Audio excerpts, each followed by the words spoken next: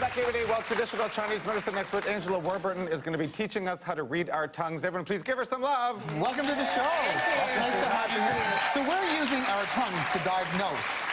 Well, basically in Chinese medicine, we look at everything to tell us what's going on internally. The tongues are basically like a roadmap to our health. Really? Yes. I find this quite fascinating. I know. So everything from the tongue, the color, the shape, the coating, it tells me what's going on inside your body. So is this something that we should all be doing? And when should you do it? Like, is morning, night, like? Anytime. So basically, it's interesting if you feel differently in the day or the course of a year or a month, pay attention to your tongue because it's going to change according to what's going on. And is it safe to do? You can look at it, absolutely, and I think the more we understand about what our body is saying, the more information we have to be able to change our diet, change our lifestyle, and affect it that way. If you going to a Chinese, like a doctor is probably the best thing because we're going to have a lot more information and be able to give you information. But it's fun. It's a way that your body's talking to you every day. So paying attention is great. Wow. And there's a lot of changes in our body that the tongue can tell us. Absolutely, absolutely. So yeah, like. I find this fascinating. So let's go through the different. You have a chart. You basically you can talk about the colors and things that are happening. So absolutely. I think do we want to start their mirrors, right? Everyone have their mirrors. Hold up your mirrors because you're going to do this along with us. Come on. So all right. I'll tell you a healthy tongue first. Because you know what? Nobody wants to lick out their tongue for some reason because I'm so shy. I get really embarrassed by it. I think I'd rather be nude than show you my tongue. I'm not even kidding. It's like no. I'm not even kidding. I'm like, oh my God, I really have to do that. Some people do it really fast. Yeah. So let's look at a normal tongue, and guys, everyone, we'll see the monitor, and then stick out your tongue to see. A normal tongue is kind of a pinky red in color, so you want it consistent through the whole tongue. You don't want any teeth marks or cracks or anything, so it's smooth edges, and you're going to have a thin white coat, so you can actually see the tongue body through. So that means your digestive system's working, but not overworking. It looks like it's, mine's definitely not that one. That looks like a young tongue to me. I can tell that's like a younger. That's a little kid tongue, yeah. Mine's a little cracked. All right, so the second one. Next one is a pale tongue with tooth marks. So a pale tongue. Oh, Lord. Okay, guys, everyone check. So the scalloped edges on the side of your tongue, that can be a sign that your digestive system isn't working so well. So you might be someone who's really tired after they eat, really lethargic. Someone who's thinking all the time too, working a lot, that might show up. Or a pale tongue can show up in a decrease in energy, or our blood isn't as we need a little to build our blood a little bit in the body. All right, even like anemic, you could be. You could be anemic. Right. So let's go to the red tongue. This is the next one. This is whoa. Hey, that looks like it's on fire. So red tongue is too much heat in your body. So and all these can be at different parts of the tongue as well, like on the tip or on the sides. So too much heat in the body. So if it was on the tip of your tongue, you might have insomnia, anxiety. On the sides of the tongue, you might be more irritable. Kind of PMS, kind of like that kind of stuff. Angry. All right, the next one. There's a purple tongue. No, it's a purple. Whoa. So it can be purple. Can you imagine, though, the poor person that's in the audience right now with the purple tongue after everybody goes, like, oh! I know, they're like, oh! And then I'm like, oh, mine's purple. Oh, great. So what does that tell us about? Circulation. So it's basically, it could show up either in spots or the whole tongue could be purple. And it could show up in fixed pain. Really serious, it could be more like heart issues, but fixed pain, headaches that are sort of an occipit or something like that, really bad period pain for women, that could be a purple tongue. And again, it's heat.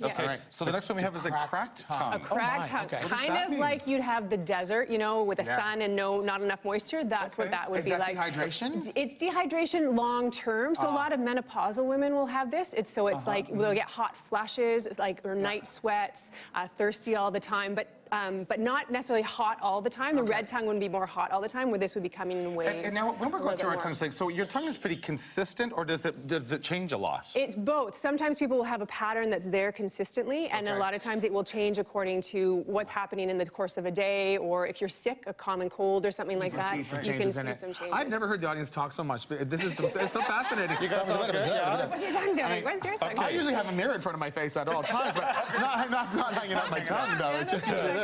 Okay, so Angela, the next one we have is the puffy tongue with a thick coat. So a puffy tongue would mean that you have too much moisture in your body. So it's just retaining water. So people who have edema or swelling, the thick coat also means your digestive system is maybe not working as well. So people who have chronic congestion, this could show up, or phlegm in their throat, any kind of swellings in that way. And what about sometimes first thing in the morning you have more of a coating? A little more of a coasting. We shouldn't be worried, right? Yeah, but just if you were consistently having that because some people wake up and not have any tongue. So it could be if you wake up in the morning, you're a little congested or you have a little phlegm. It might be that brush my tongue in the morning. I actually do that. Is that a positive thing to do? You can do that, but it's still going to come back according to what's going on inside. I do have to try to change the color because sometimes it frightens you in the morning. Like, whoa! And then you're brush a little bit of it. Yeah. Oh, the color's back. Yeah. It's red again. I feel good. Let's talk about how your tongue corresponds to different organs in your body. So this is where the roadmap sort of shows up. So each different part of the tongue relates to a different system. In Chinese medicine, it's not just your organ, but a whole bunch more. It shows up in different senses, different things.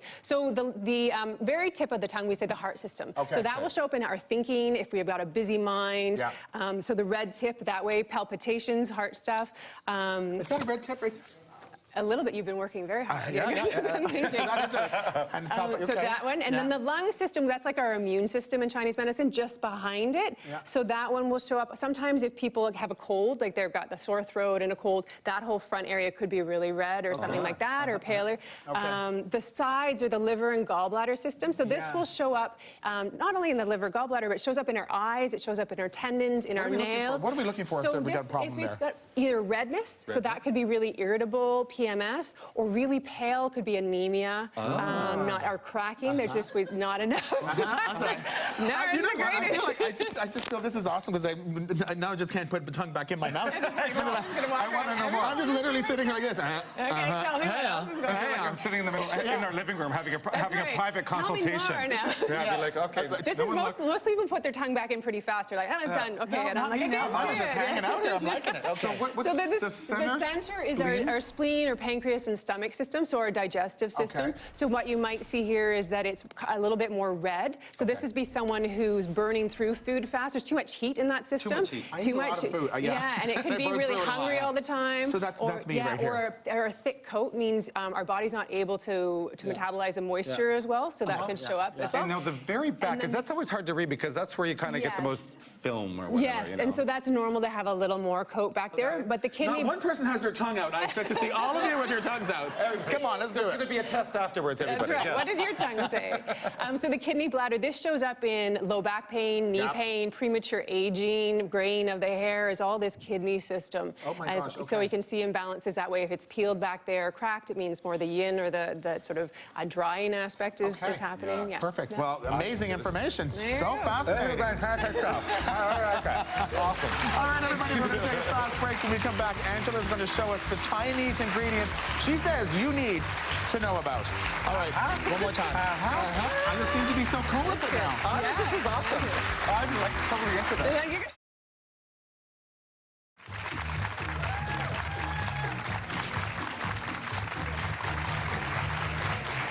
Welcome back, everybody. Angela's back, and she's going to be highlighting some must-try Chinese ingredients that you may not have heard of. I haven't heard of any of them, actually. What makes them must-have try? Well, Chinese medicine, we look at food as having not only nutritional value, but properties, so it really can help balance out your body. So what I've picked is some unusual ones, but if you eat them regularly, they can really help your body heal. And so we picked a few different patterns, a few different foods. So lily bulb. Never heard of it. I know. Can I eat this? Yes, can I just try you can. it? That'll be a little hard because it's a bit dehydrated, so you might want. There's some in this soup. The one? Yeah, you might be a little hard to try. Oh, but it's basically like the bulb of from the lily flower. Yes, totally. That might not be as great to do then. You want to rehydrate those and then but if I smile and one tooth is missing, you know where it is. So usually you rehydrate it and then cook with it. So this is really good, we say, for the lung system. So like dry coughs, heat in that in there. Also for anxiety or insomnia, where there's a lot of heat and sort of that energy up. Is this what we're looking at in here? Those are mushrooms, and then the lily bulb is on top. And so what you do is you put it in, and that's a mushroom. Oh. They're also really great for the lung system, but they're good for the immune system. Yeah. So the lily bulb, it also helps with that heart system, we say in Chinese medicine, and the lungs as well. Can I find these in where? Like so any of these you could find in local Chinatown in a herb store or an Asian market. You can order them online as well. And so food is medicine. So if you're eating things that are good for your system regularly, it's going to help balance you out. Your tongue is going to go that nice normal color. So you want to eat it as food. So Job's tears. Job's tears. These are similar to like a barley, and it's a great grain that helps with that. So for that puffy tongue or that scalloped edge tongue, really like heavy, maybe feeling bloated, tired, foggy-headed after you eat. Really great for, we say, dampness or phlegm in the body. It's also great for anti-cancer. We use it a lot in that. It's really yummy. It's a yummy yummy, yummy salad. You can roast like it that one, and make a tea with it, as well as cooking it for a grain salad. Or Okay. And it would just act as, like you'd use it as a rice, like any exactly, kind of any kind of dish. grain. Exactly. It's really nice. It's a really Yeah. nice, it's sweet, Yeah, I roast love it. it. Love this. Longan fruits. So Longan these fruits. ones are great. They're kind of sweet. They Okay. Can I try that? yeah, for sure. And they're fruit. I often will use it as a tea. So just wow, put some these are in. good. Aren't they good? And you can just put it on like your oatmeal or any kind of like a crumble if you want to I make would just it. eat them like that, So watching super television. great for. We say it builds the blood in Chinese medicine. So again, palpitations, depression, trouble sleeping, insomnia, really good for that. I am that getting system. some of those. And Those then are the, really the yummy. pale tongue on the sides and the pale on the tip would be really. And how many do you good. recommend eating? Well, if you're using it food like medicine, if you're having it regularly, like Yeah. having a little bit every day, Right. would be great. Not a lot at Okay, once. like you there's wouldn't a sit lot there of with a different bowl foods. of it. And these work really well with the red berries, like the raspberries and stuff. They also build the blood as well. So having a combination They're of quite it, tasty. aren't they yummy? Yes. I love Yeah, those they ones. really They're are. super great. This was good. Tangerine peel. So this is like literally the tangerine peel. So similar to like You know, any like you kind just did of that Saturday Night Live thing where you just like literally said it at the exact same time. tangerine peel. Oh my God. So it's like any kind of citrus peel has this effect of moving. It sort of helps with circulation in the body. So it's kind of that purpley tongue. Okay. It also breaks up sort of, it's great to have after a really heavy fatty meal. And someone who feels congested or sort of bloated that way helps to break through that phlegmy kind of condition. And it's the you're peel saying itself. It's the just eat peel. the peel. Yeah, Like, you can just- do the peel. Yeah, you can. You know when you use a zest kind Yeah, of on it. yeah. So after, and sometimes you do that with a heavy meal. That helps sort of break through that sort of. It's almost nice in a stir fry. It's great in a Yeah. stir fry, and Yeah. it's really good actually for nausea and vomit. So morning sickness and things Oh. like that, that can be really helpful for And, as well. and a great natural remedy, which is lovely. Absolutely, Really Super great yeah. stuff. Okay. And then chrysanthemum flowers. Chrysanthemum. So similar family to like the chamomile. It's really good for heat in the body. Okay. So like a sore throat. We say really good for that liver system. So the sides of the tongue where it's really red. So maybe red eyes, irritable, hot. This is great. Great in the summer too when it's really hot. so This nice. is It's so so simple refreshing. and so fragrant. It Yes. is And fantastic. you can sip on that, So make it's a a bit big. of a detox almost, is it? Yeah, No, from a little bit? more clearing the heat. We always look at food as balancing. So if you're hot, you want to cool. If you're dry, you want to moisten. So it's Yeah. all about finding that balance. So using foods for that in the summer because it's hot out, or the person who's really Now, hot. with the tea, because you never know, because sometimes you can overboil a tea, or you Yes. can underboil a tea, Yeah. or can steep for too long. What would be So how these you are recommend sort of, this is a very delicate flour. So what you'd want to do is boil your water, let it sit for a minute, Okay. and then pour it over, and don't boil these, and just That's let right. it steep Let for it about steep. 6 minutes Got or it. something like that. Okay. And also, I just want to say too. So you're not saying to go to your garden and sort of get your chrysanthemum sort of bulbs, or like this is like a specialty tea, correct? It is, although it is nature, right? Like, and it is grown. You could, a lot of things that are grown in your garden, you could use could as use. food as medicine in that way. And we use herbs. A lot of them are grown It's naturally. beautiful. It's yeah. really quite tasty. Well, thank you very much. So delicious. I think Okay. that's great. I can't wait to get try some of this. This longan fruit is actually that's really it. good. I Actually, love most tea with surprised by those this two. as well. Yeah. That's great. Yeah. Just eat the peel itself. Yeah. Well, thank you so much. Great My information. pleasure. All right, guys, we're going to go for a very fast break. Please stay with us because we will be back. Just going to finish my tea. I know they're I think you can have those. That's the problem with those. I think I've just